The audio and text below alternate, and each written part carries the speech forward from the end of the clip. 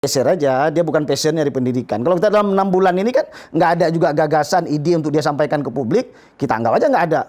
Maka dia kasih ke dinas yang lain. Martunis kan baik, mungkin dia ke ekonomi bagus Martunis, ya perdagangan atau UMKM itu passionnya Martunis. Saya nggak lihat nih 6 bulan ini apa gagasannya, nggak ada.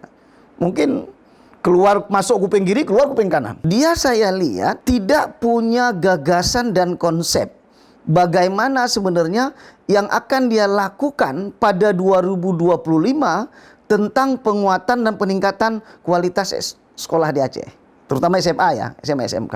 Nggak kelihatan di mana letak celah-celah kelemahan pendidikan kita, maka dia nggak tahu apa yang mau dikerjain.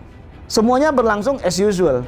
Jadi copy paste aja, nanti beli bangku, beli buku, itu aja kerjanya tuh. Pelatihan sebagainya. Pelatihan nanti 3 hari, dilakukan 1 hari. Kita paham kali itu gitu-gitu tuh.